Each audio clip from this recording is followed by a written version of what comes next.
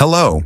When you reach your 70s, a remarkable threshold in the journey of life, you might expect peace, closeness, and stronger relationships than ever before. But reality isn't always as gentle as we imagine. Many people at this age suddenly realize that those once close to them, friends, neighbors, even blood relatives, begin to drift away. Not necessarily because of any clear wrongdoing, nor a lack of love. Sometimes it's the result of habits, thoughts, and behaviors that seem harmless, but quietly erode connection over the years. It could be the constant complaints about illness, the excessive expectation that children and grandchildren must always be around, the feelings of self-pity that unintentionally push others away through words of blame. And the saddest part is, most of us don't even realize that we're contributing to the weakening of the most important relationships in our lives. Today's video will help you face 7 reasons why people distance themselves from you after the age of 70, whether close friends or even the very children you poured your heart into raising. But don't worry, this isn't about blame or judgment. Each reason comes with practical suggestions to help you rebuild connection, rekindle respect, and nurture a healthy circle of love. Because no one deserves to be lonely in their own home. And it's never too late to repair, to change, and to live a fulfilling old age with companionship and someone who truly listens.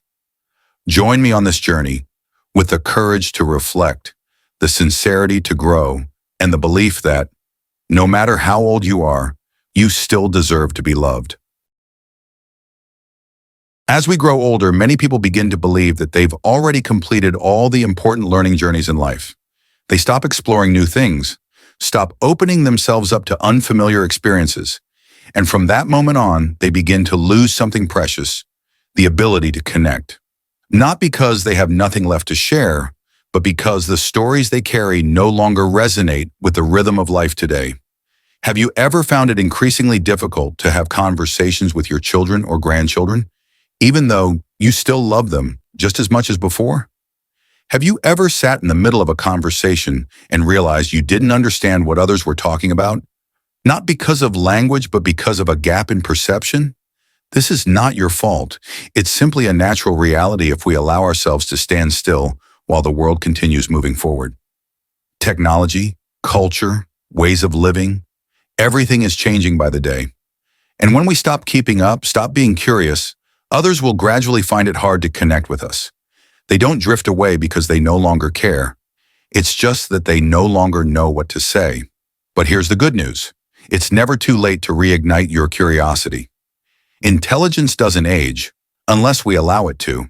You can still learn something new every day. A video on how to use a phone, an interesting article about today's world, or even a sincere conversation with your grandchild where you ask, "What are you interested in lately?" No one expects you to become young again, but everyone hopes you'll still be someone they can share life with, through listening, openness, and initiative.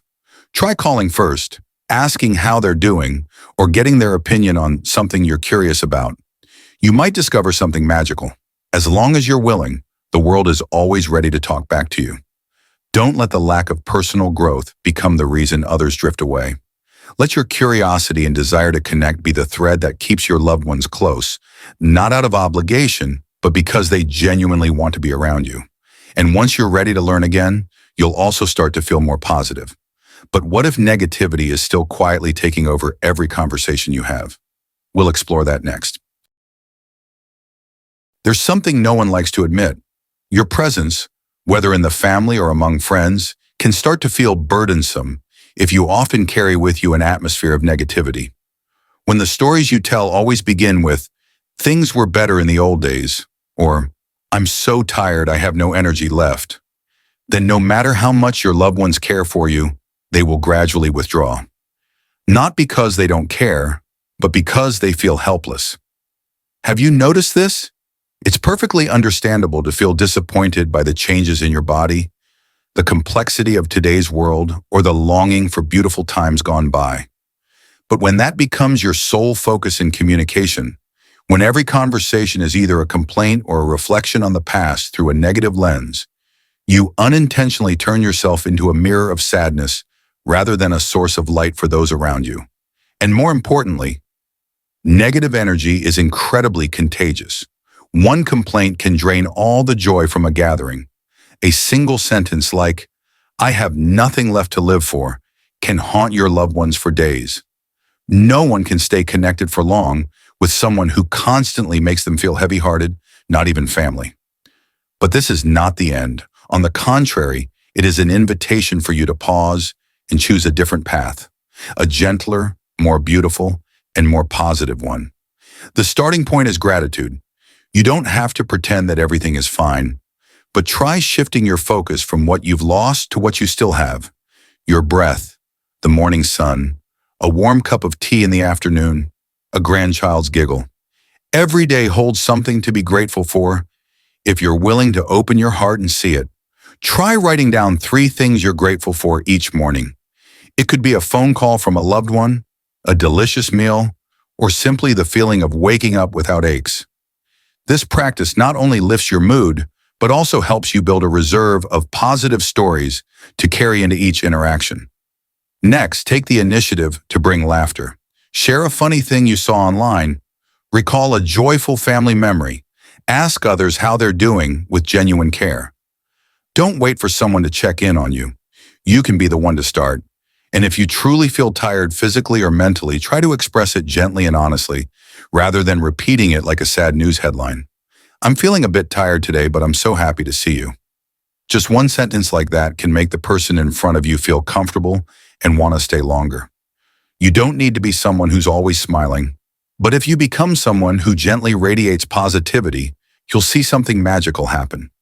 People will start to seek you out, listen to you, and love you, not out of duty, but because you make them feel better. Negativity is instinctive, but positivity is a choice, and you can make that choice at any moment. Now that you've begun to shift how you see and share the world, it's time to reflect on another important truth. Relationships don't maintain themselves if we just stay still. So what happens when you don't take the initiative to nurture a connection? We'll continue exploring that in the next part. One of the quiet yet persistent illusions that many people carry as they grow older is the belief, if someone truly cares about me, they will reach out first. This belief may seem fair, may seem right, but it's exactly what quietly erodes once close relationships. You once had dear friends, grandchildren you adored, even children who listened to you every night. But over time, the calls became less frequent. The messages dwindled, and you sat there waiting, sometimes with quiet frustration, sometimes with the feeling of being forgotten. The truth is, no one is intentionally abandoning you. They're simply caught up in the whirlwind of life, work, parenting, and responsibilities. And if you choose silence, they won't know that you're missing them, hoping for them, needing connection. Connection doesn't create itself. It is nurtured. And like a tree, if you plant it and leave it unattended, it will wither. But if you water it and tend to it, it can flourish again, even after it has seemed dry and lifeless. So start with small steps. Nothing grand is needed. A simple message. The weather's lovely today. Did you have any joyful moments? A phone call just to say, "I miss your laughter." Or a gentle invitation. "Are you free this Sunday? Let's go for a little walk." Don't wait for the perfect moment. They might be busy. They might not reply right away. But your act of reaching out's a seed. Sow it once, then again, and gradually it will grow back. And remember, you're not doing this to earn back love. You're doing it because you value the relationship. You're saying, "I still love, I still care, and I want to be with you." Not because I'm lonely, but because life feels more beautiful with you in it. This applies not just to family, but to friends as well. Perhaps you once had close friends to talk to and share with, but if both sides stay silent, the distance only grows. Why not be the one to break that silence? Send them an old photo, ask about a shared memory, or simply say, "I've been thinking about you lately." Initiative is a gift you can offer every day. And the strange thing is, the more you give it, the more you receive. People begin to remember you, open up to you, and feel safe around you because they know. You don't just think, "I miss you" in your head, you turn it into action. Sometimes the deepest connections begin with a simple check-in. Sometimes relationships thought long gone can be revived if you just take the first step. You don't lose value by being the one who texts first. On the contrary, you show maturity and genuine love when you choose to sustain a relationship through action, not waiting. And when you begin to actively nurture connections, you're not only drawing people closer, you're also keeping your own soul vibrant, understood, and loved. Now that you know how to rekindle relationships that have grown cold, let's turn to another important truth. The world is constantly changing, and if you refuse to change with it, you risk being left behind. We'll explore that in the next part. The world today is no longer the one you grew up in. Everything has changed faster than ever before. Paper maps have been replaced by GPS apps. Long phone calls have turned into a few short text messages. Printed photographs now sit neatly within a tap on a screen. And perspectives, lifestyles, even family values are no longer what they used to be. And you might feel as if you've been left behind. But the question isn't, is the world still like it used to be? It's, do you want to keep walking alongside it? Resisting change is a natural defense mechanism, especially when you've seen so much, lived through so many of life's upheavals. It's only human to feel like, I know enough already, or that new things are messy and unsafe. But that very feeling is what builds a wall, and behind that wall is loneliness. When you say, I don't need a smartphone, you're missing out on video calls from your great-grandkids. When you say, I just don't understand young people these days, you're closing the door on a chance to understand and connect with your own family. When you declare, back in the day, no one lived like this, you're shutting off your ability to listen and empathize. You don't need to follow every trend, but you can learn not to turn your back on them. The beautiful thing is, no one expects you to adapt perfectly. A small gesture, like asking your grandchild how to use a phone or saying, what is TikTok anyway, is enough to open a conversation. A simple admission like, I don't really get this. Could you show me? Is enough to make someone smile and feel close to you. Learning isn't about age, it's about heart. Adapting doesn't mean abandoning your values. It means building a bridge between the old and the new. You can still cherish your traditional habits, still stand by your principles, and at the same time, listen to understand why the younger generation lives differently. And in doing so, you not only preserve your values, but expand them through empathy. Openness is the first step toward closeness. When you stop rejecting new things with skepticism and start approaching them with curiosity, people around you will start to see you as a companion, not just someone stuck in the past. You may not know every new app, but you can learn to make a video call, send a photo, or read the news online. You might not understand all the slang young people use, but you can ask, and they'll gladly explain if you truly care. And each of those small steps, every action you take to better understand today's world, is a bridge. That bridge brings you closer to your grandchildren, your friends, and your community. You're no longer standing alone, watching the world rush by. You're walking with it, moving forward and living alongside it. Instead of becoming a distant memory, you become a part of the present journey of those you love. And in that way, adapting is no longer something to fear. It becomes a gift you give yourself. The chance to keep connecting, to keep being heard, and to remain an important part of someone else's life. Now that you're ready to open your heart to this new world, it's time to reflect on something even deeper. Are you perhaps relying too heavily on others to the point where it makes them feel exhausted? Let's continue the journey in the next part. As we grow older, needing help becomes inevitable. The body weakens, memory fades, and tasks that once felt simple suddenly become burdensome. It's a blessing if you have children, friends, or neighbors willing to support you. But that very dependence, if not viewed properly, can quietly give rise to frustration, not just within you, but also among those who help you. Have you ever asked yourself, am I relying on them too much? Have you ever noticed the tired look in your loved one's eyes when you call them for the third time in one afternoon? Or the long pause after a request that used to be fulfilled instantly? No one is born to be a full-time caregiver without consent or choice. Even family love, if reduced to one-sided obligation, will eventually run dry. It's painful to admit, But sometimes excessive dependence is the reason others start to pull away. They don't say it because they love you, but inside they begin to feel drained.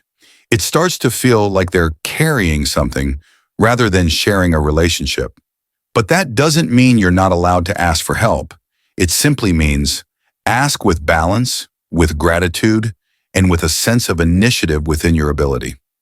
You don't have to do everything alone, but do what you can. Whether it's making your own morning tea, folding a blanket, or learning how to use a video call app instead of waiting for someone to help you each time.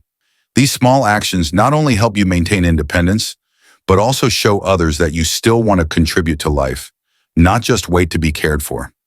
More importantly, express gratitude sincerely. A thank you is never too small. A look, a touch of the hand, a phrase like, "You've helped me so much, and I truly appreciate it," has more healing power than 1,000 gifts. You can also give back in your own way. If not through physical help, then through emotional presence. Listen when your children or grandchildren want to talk. Encourage them when they're stressed. Send them a funny article, a good story, or simply ask, "What's been bringing you joy lately?" A relationship isn't just about giving. It's about being seen, being heard, and being understood. When you choose to be a companion instead of a burden, the relationship becomes lighter, stronger, and more emotionally fulfilling than ever before. You don't need to be as strong as you once were, but you can be strong in a new way, through independence of spirit, sincere gratitude, and a heartfelt desire to keep contributing. Because true love doesn't lie in grand gestures. It lives in the moments when you show others that you don't just need them, you appreciate them. And that's what makes them stay, not out of duty, but out of love. Now that you've learned how to be independent within your abilities, let's reflect on something even deeper. What happens when you hold on to old grudges and find it hard to forgive?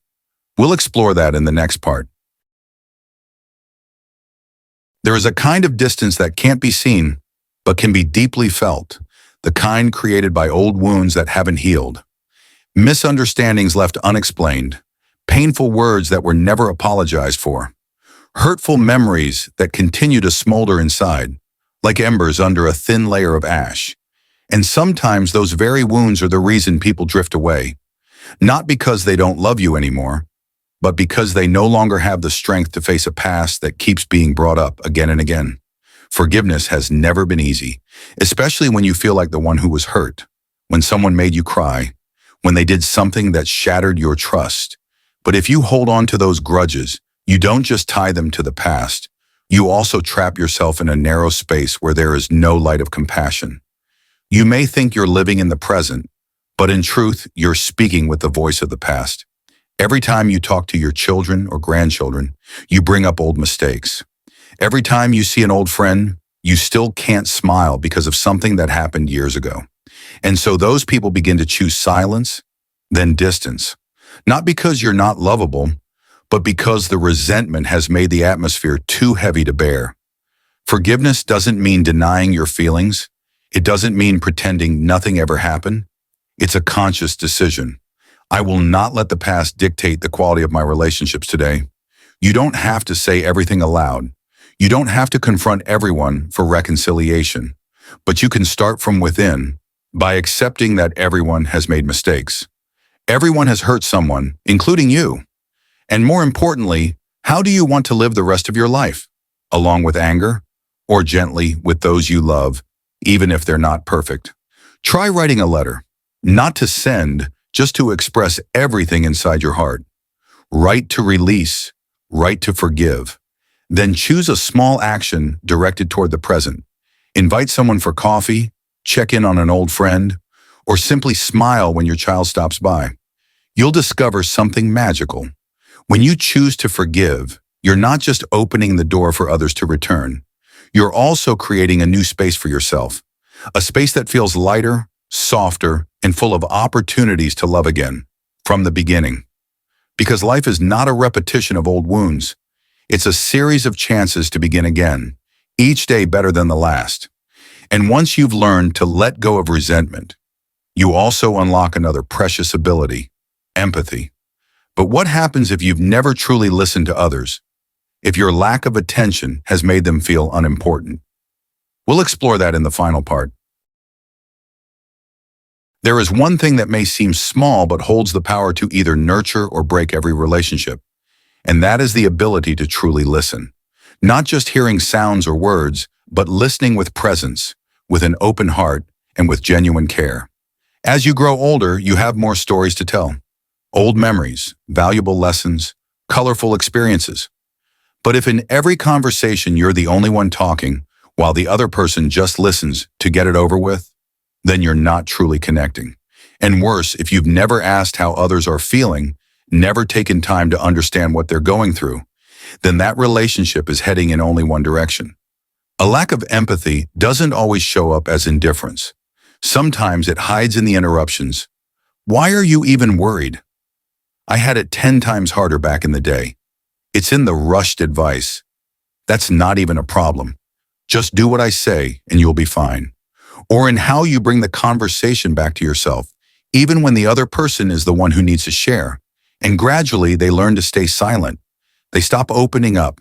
They stop telling you about their exhausting day, their relationship struggles, or the mental pressures they're carrying. Not because they don't trust you, but because they don't feel heard. But you can change that starting today. Begin with a simple gesture. Ask a question. Ask your child about their work. Ask your grandchild what they've been learning lately and if they've made any new friends. Ask an old friend, what's one thing this week that made you feel grateful? And when they answer, don't rush to respond. Just truly listen. Nod. Keep gentle eye contact. Don't interrupt. Don't judge. Don't turn their story into a stage for your own. Simply let them feel, I'm here, I'm listening, and I want to understand you. Listening is a gift that doesn't require wealth to give, but it is rare because in a noisy world, full presence is something few people offer. And the special thing is, when you give others the feeling of being understood, they will naturally come to you. They'll feel safe. They'll open up more. They'll see you not just as the elder in the family, but as a loving and wise companion. Empathy doesn't come from how much you've experienced. It comes from accepting that everyone has their own story, their own pain, their own joys, and they deserve to be respected. You don't need to have the perfect advice. You just need to have your heart in the right place. Be the person others want to call when they're sad, because they know you won't judge. Be the one your children and grandchildren want to visit, because they know you'll truly listen. Be the place people come to just to be themselves. No pressure, no masks, no fear of being dismissed. When you can do that, you will never be left behind, because you're not just someone who's living, you're someone who connects, who heals, who soothes the souls of others. And sometimes the reason you are deeply loved has nothing to do with how strong, how smart, or how experienced you are, but simply because you know how to listen. Old age is not the end. It's a turning point, a place where you can choose how you want to live the rest of your life. You can retreat inward, count your losses, and see the world as something increasingly distant. Or you can open your heart, take slow but steady steps to remain a vibrant part of this life. The 7 reasons why people may drift away from you are not a sentence. They are gentle reminders that you still have the power to change, that love still has space to grow, and that you can still be at the heart of warm relationships, if you choose to be. Because at any age, we all long to be connected, to be heard, to be respected, and to be loved. And you, no one else, hold the key to reopen the door to those things that seemed lost. No one was born to live in loneliness, and neither were you. If today you choose to learn something new, to listen more, to be more proactive, to forgive more, and to live more positively, then tomorrow you might receive a warm message, an unexpected invitation, or a tight hug from someone who once thought you had closed the door on connection. Life is always waiting for your return, and you still have so many wonderful things to share. Thank you for listening, and I look forward to seeing you in the next video. Wishing you joy and boundless energy.